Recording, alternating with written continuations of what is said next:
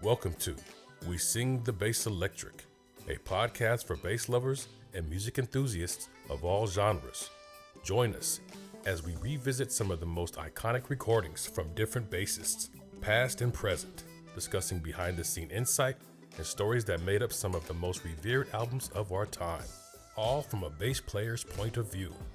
Now here's your host, international recording artist, Mr. Christian de Mesones, aka Big New York. One summer evening in 1969, our featured guest was about to make music history. As he took the stage, little did he know at the time that he and his bandmates would forever be immortalized. The word Woodstock and the phrase the summer of 69 would be inextricably tied to his legacy. The performance of 10 years after would come to be revered as one of the highlights of this iconic four-day music festival. With his fierce, aggressive fingerstyle attack, his presence was hard to ignore. Celebrating over 50 years as a bassist, songwriter, producer, and most recently a YouTube celebrity, We Sing the Bass Electric welcomes the incomparable Leo Lyons. Thanks for joining us and welcome to the show. Yeah. Yeah, that was a tongue twister. Incomparable Leo Lyons, yes. All right. You were known to play with an aggressive right-hand fingerstyle attack. Yes. First learn on an upright bass? No, I didn't, but there were very few bass guitars around at the time, so I listened to a lot of upright bass players. Okay. One in particular, when I was really young, was Bill Black, Elvis's bass player. Yes. I wanted to play that rockabilly style, and that's how I guess I hit the bass so hard. And then I got interested in jazz players and one thing and another, but I was always listening to upright bass. All right. You actually also had this unique approach with your right hand where you flicked the string up and down with your index finger. I noticed that, and I thought to myself, I saw another bass player doing that technique. That was Chuck Rainey. Did you have any? Did you pay attention to bass players like Chuck Rainey at the time, or this was all you? No, I listened to them. No, I don't know. Everything was intuitive with me, really. I didn't study anybody's technique as such. Actually, that's a little bit of a lie. I did get the Ray Brown bass method, and I tried to learn, all the scales of third, fourth, fifth, sixth, and seventh scales. I don't know how far I got through it before I was already doing lots of gigs, but otherwise, I would say that Bill Black was what made me hit my bass so damned hard, and listening to Count Basie and Duke Ellington and trios like the Bill Evans trio with bass player Scott Ruffaro, which got me into that really fast playing. Although I actually never saw him play, but I listened to a lot of that stuff in the early things, and then by the 70s, I think I was just listening to music. It sounds terrible, but I was just listening to music. I wasn't specifically listening to the bass part, and I guess I was developing my ear because I'm a songwriter too, so lyrics are very important to me. Yes. You didn't care. You didn't think about alternating fingers or anything like that. That just happened. Yeah. It just happened pretty much. I started playing guitar, although I never played in a band, so I played with a pick. And when I got a bass, which was a shock of playing something an octave lower, I was using a pick, and then I played with my thumb, and then I played with my fingers, and then I realized mostly now I think I use two fingers. Sometimes I use three. Okay. But it's something that developed. And the one thing, and you're a bass player, and you know that each finger has a different tone. So sometimes I'll stick with one finger because it gives me a better tone. You know what? But it's true. It is a fact. It's a proven scientific fact. Really? I've never thought about that. Well, if you're doing an eight thing, like here we go.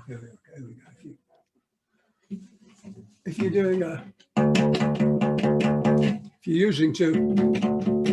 Yes. There's quite a difference between the sound. I'm a little bit rusty, you know. Usually No, I play at least every day, not, you know, there isn't usually a year gap. yes, we'll get to that too. Also, I'll talk about that. So, I also want to bring something up because you actually became a professional musician at the age of 16. Correct. You were landing these great gigs. I mean, the Star Club in Germany, and then Yeah. the residency at the Marquee Club in London. This had to have a profound impact on your playing style and also your endurance as a bass player on stage. Can you tell us a little bit about those early days? And with such a busy Well, yes. schedule, I mean, did you have ample time to rehearse at all? Did you have any time to rehearse? we were never, Alvin and I were never greatly into rehearsing. I mean, we'd half hear a song and then we'd do it. And sometimes if you listen to some of the old rock songs, you realize that maybe we changed the chords a little bit because we never learnt them, or Alvin didn't really learn the third verse. We only did 2 verses. So we we were a jam band to start with in many ways. But when we went to Hamburg in 1962, we were playing an hour on, an hour off throughout the night, and you've been in a functions band or this, that, and the other. That's what gets your chops up, because you have to play.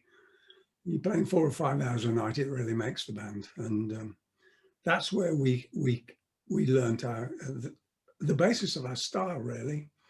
How do you make a 2-minute song it lasts for 20 minutes? Is jam over it. And that's what we did. So we got our rehearsing on the stage, as they say. Yes. All right. Looking back to your debut self-release in 1967, the band was recorded on a 4-track, yet the tone of your bass was pronounced and articulate. This is a 3-part question. What bass did you use on that recording, and what input, if any, did you have with the engineers during the recording of those first 4 studio albums? The engineer that recorded that album was the engineer that auditioned us for a failed audition at Decca Studios, a guy called Gus Dodgen. I remember Gus saying to me, when he was doing the audition, "There's a buzz on your amp." And I arrogantly said, "It must be something to do with your wiring."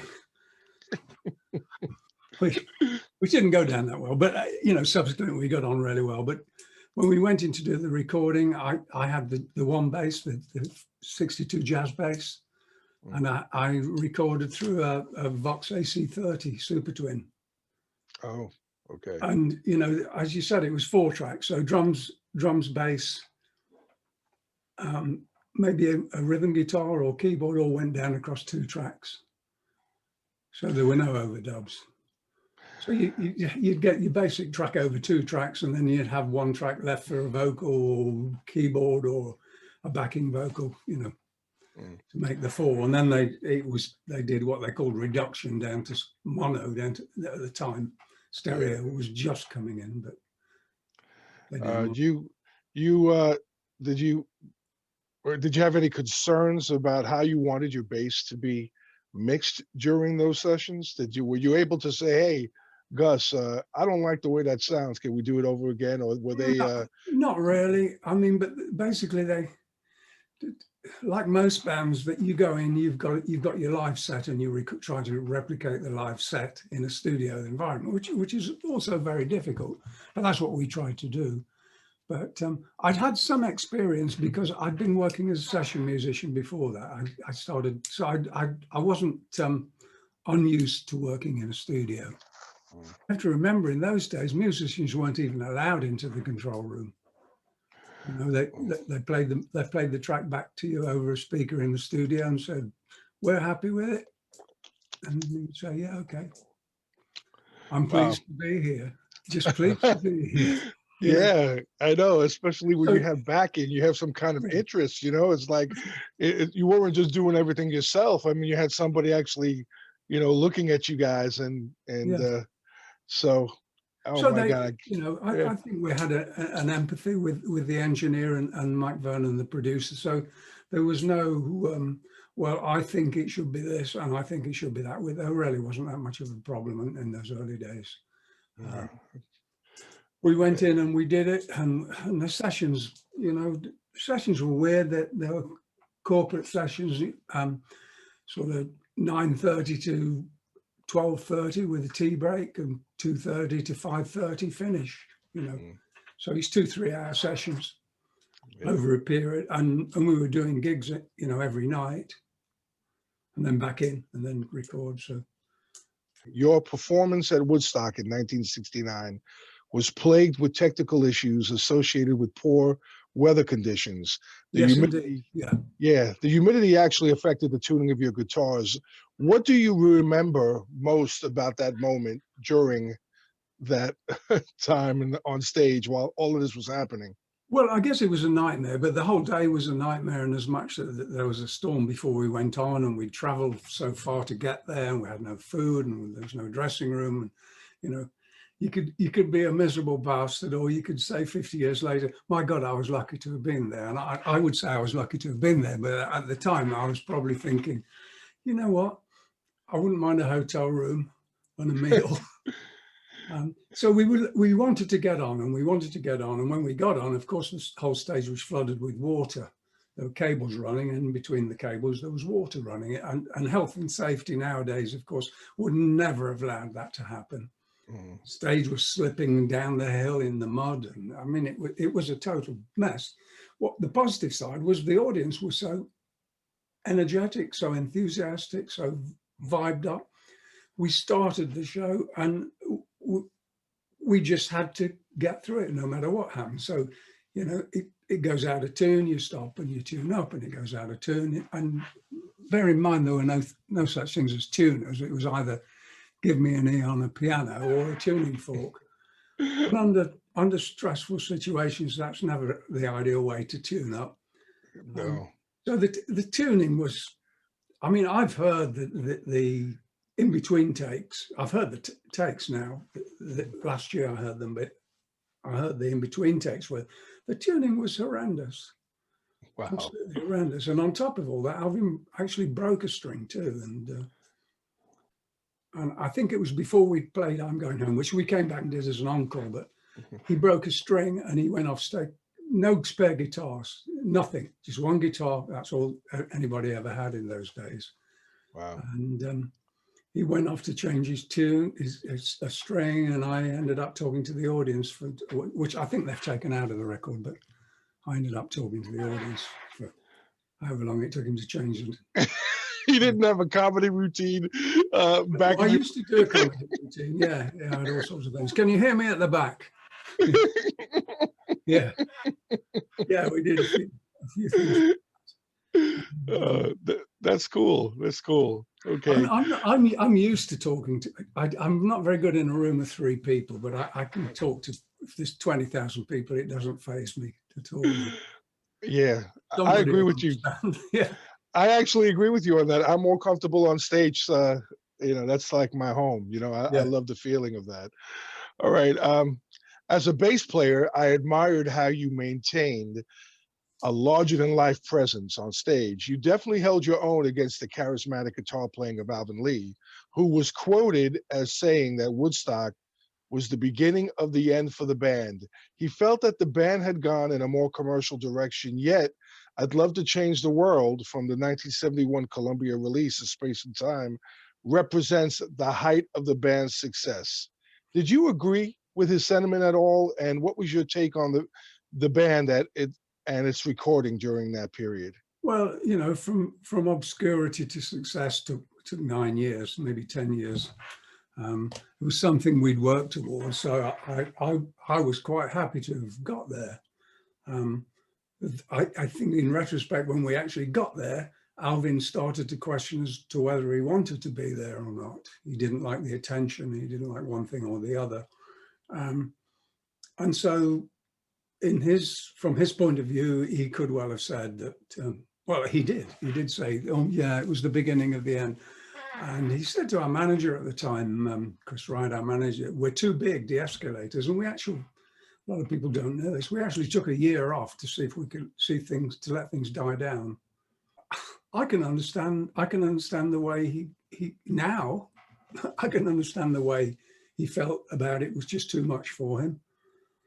At the time, I thought, why have we all worked so damn hard to get here? And when it's all on a plate for us, we're just going to say, no, thank you. Yeah. Forget it. We're too big. Let someone else do it. You know, Well, as a musician, you can tell yourself that you play in a pub with 10 people and they've all got their back turned towards you.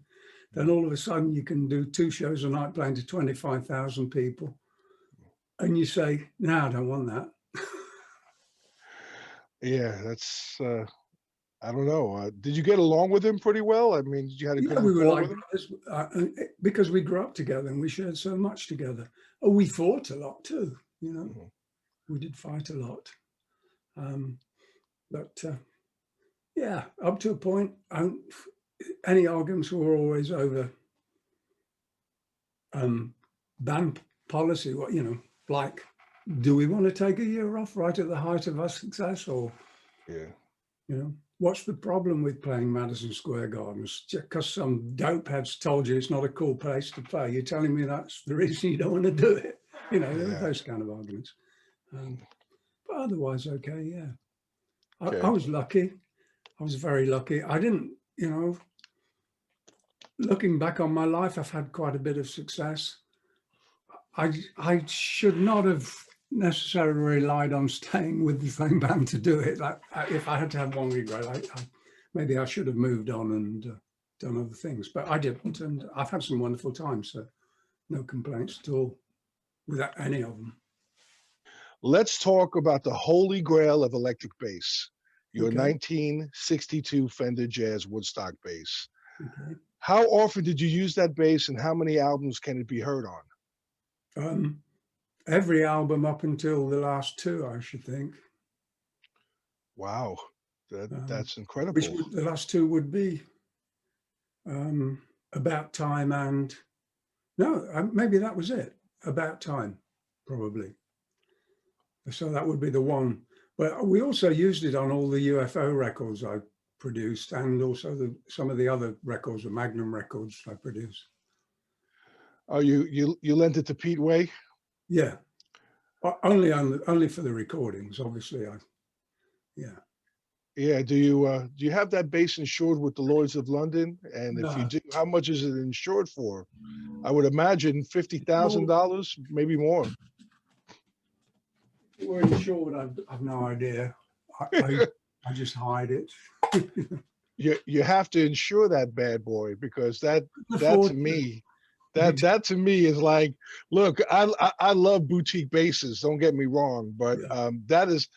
that bass is probably worth $100,000. I would imagine so. I've turned that down, so yeah, it's worth more, I think.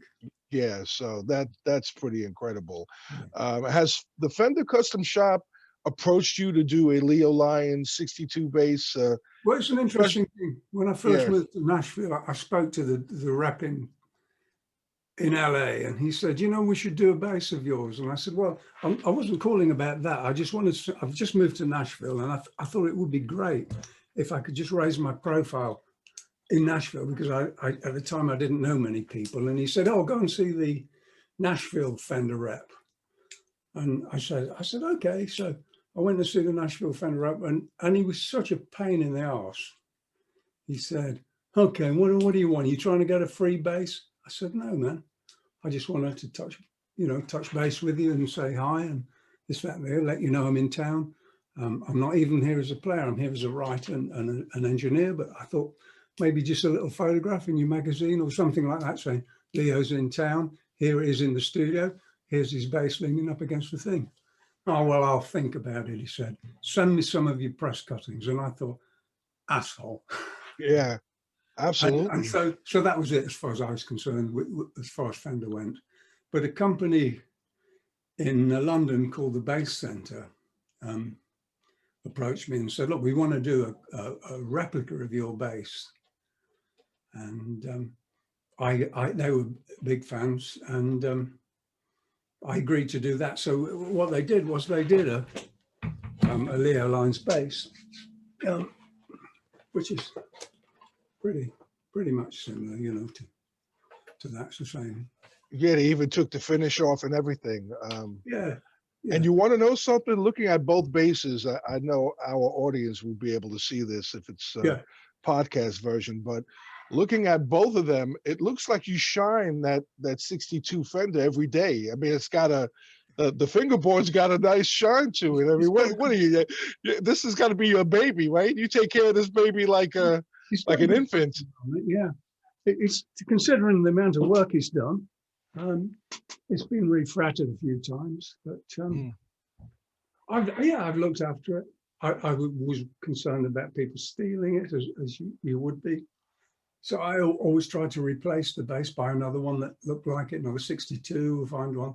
And I've had 3, but I never found one that I liked as much as my original one, which I bought secondhand, funnily enough, not new. But, That Bass Center tribute bass to you is available for sale now, today? You can order it? Yeah. Do you know what price they're asking for? Do you have any idea? I think they have 2 things. I think they do a Korean thing, which is modestly priced, but the full custom thing is, I don't know what currently it is. It's expensive. It's up there in the custom bass things. Best thing to do is contact Barry Morehouse at the Bass Center. Okay. London. Yeah, I'll look into that. While I was, researching you, I went on reverb.com and I found a 68 bass that was in excellent condition, that what they wanted, I believe it was originally 5.5 for it, and I think it's on sale for about 4,700. And I mean, I've had Fender P's in my life, in my career, but I've never had a Fender Jazz. And well, you want a pre-CBS Jazz. Yes, yeah. If you're going to get one. P's, yeah. I mean, I have P's. I've actually still got a P bass, but that's what I started out in 1960 with a P bass. Just so happened that in '62, the Jazz bass came out, and I love the look of the chrome, and I like the thinner neck. And I was doing a gig. Actually, somebody in Hamburg had one, and I played that, one of the bands. And when I came back, we were doing a gig in the UK, and we played with this band, and the guy in the band had a jazz bass. And I asked him if I could have a look at it, and he said, "Yeah, I just bought it from a school teacher that was giving up. I'm a guitar player, really, but I got this bass gig." And I said to him, "Do you want to sell it?" So we agreed. I think I gave him 15 pounds or 25 pounds on my P bass for his jazz bass. And that guy was Ian Hunter. Yeah. And he looks great today. He's yeah. I just saw him on the Rock and Roll Hall of Fame episode, one of the old, I guess it was 2018 or 19, where he got on stage with Def Leppard. He looks phenomenal, and he sounds great. Wow. Yeah, well, Ian's still got my P bass. Check that out. If you enjoyed this educational music program, please subscribe to We Sing the Bass Electric on your favorite podcast platform. We would love your feedback. Email us at WeSingTheBassElectric@gmail.com for bonus material and a chance to win merchandise such as autographed CDs and more. Subscribe to our YouTube channel and join our mailing list at WeSingTheBassElectric.com. As always, thank you for your support. And please buy music from these spotlighted artists. It makes a difference.